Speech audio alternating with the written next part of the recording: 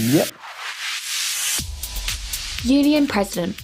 The Union President acts as the main spokesperson for USU, chairs the Union's Board of Trustees, and is responsible for the reputation, leadership, and direction of USU as a democratic organisation.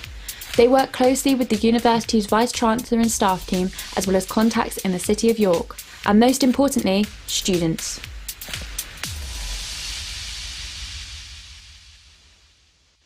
Hello, so I'm Maeve Schaffer and I'm here again with Luke Mason, who's running for Student Union President. So let's just get straight into it with some questions. So your first manifesto promise is to ensure that all students receive a reduction in their university tuition fees for this academic year and are partially reimbursed for their student accommodation. Given that the government have already responded to the national petition saying they won't be considering a reduction in fees, how do you plan to undertake this promise?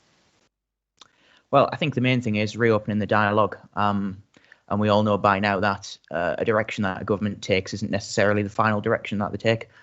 So I have some contacts in the national government and I'll be hopefully reaching out to them if elected. And I'll have a very strong case to reimburse students in regards to tuition fees this year.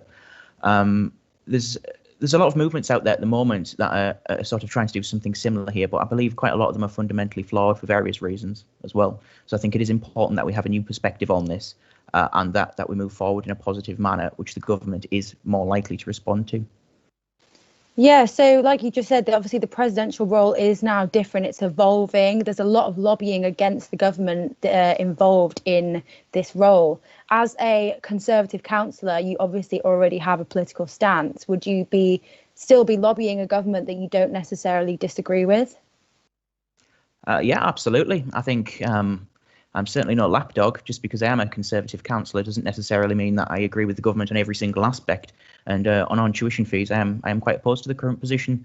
I think that students have been forgotten about at the moment, and it's vital that we understand that students are just like any other members of society. And a lot of us have been worse off through this pandemic than most. And it's important that the government realise that. And I would like to see more engagement with them in a positive way as well. I think a lot of students engage negatively with them and in turn get a negative response from the government. So I think it's important that we do move on and aim to respond in a positive manner towards them, and hopefully we get something back from them.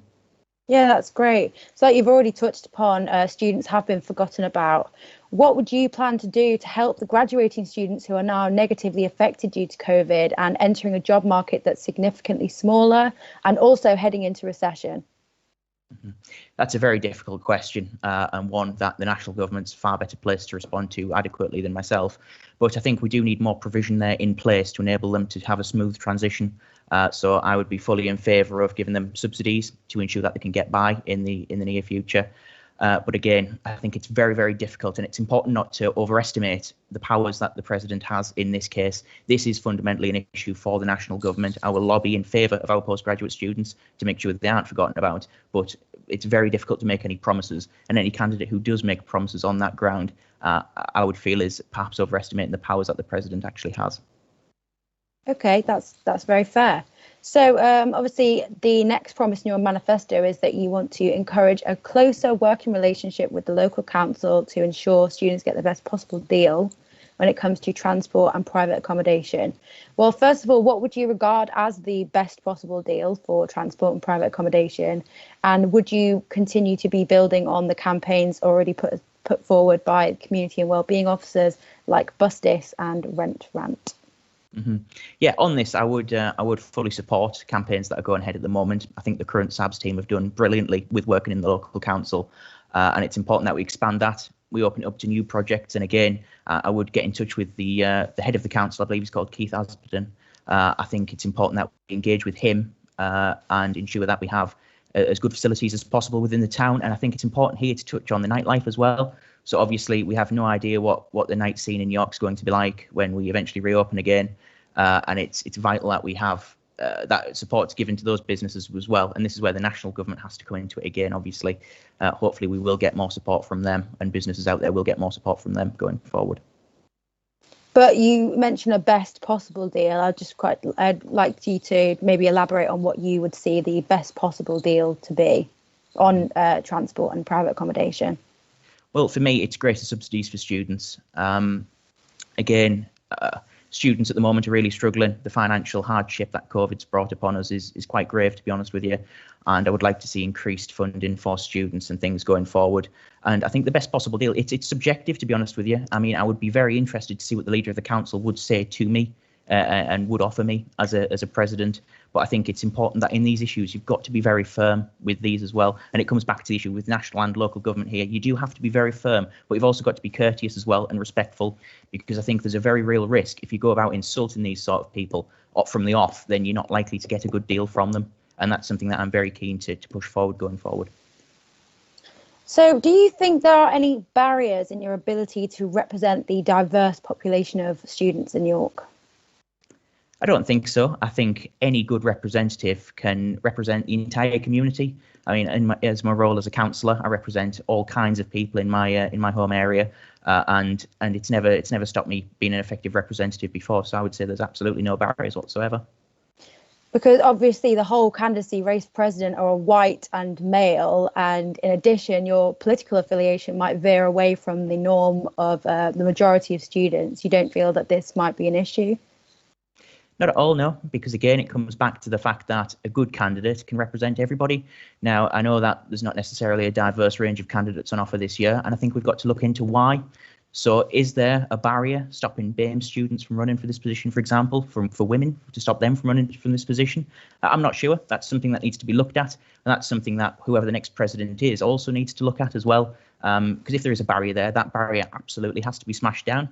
But if there is another reason, that also needs to be exposed as well. So I think it's certainly something what the next SABS team should be looking into. Absolutely. Yeah, great. So the current student union president has recently had to deal with the proposal of an on-campus free speech champion. If you had been president, how would you have wished to respond to this? I think it's a difficult one, this, to be honest with you. I'm not sure exactly what the role of a free speech champion would look like, to be honest with you. I think it's quite a subjective role. And to be honest with you, I am hesitant towards introducing too many roles around the place, because eventually, well, there's a popular saying, too many chefs spoil the broth. And I think it's important in this instance to not have so many different roles and so many different officer positions that no one knows who's responsible for what. And again, I think this sort of crosses over at the moment into the big debate between USU and our colleges and societies as well. I think at the moment there's no clear direction, there's no effective communication. I think introducing these roles, role after role after role after role, is seriously not helping the situation. Okay, so just a broader question then. What do you envision for the University of York emerging from the pandemic? What would you see the campus looking like?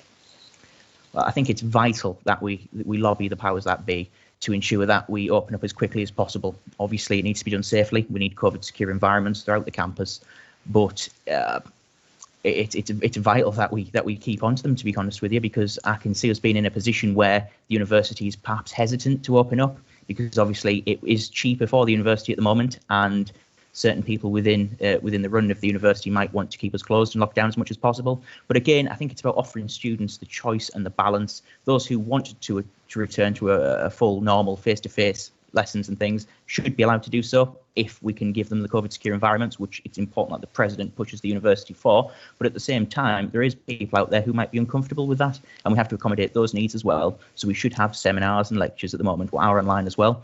But I think my vision going forward for the university is an open one, an inclusive one, and one hopefully that gets back to normal as quickly as possible, as long as it's safely to do so. That's great.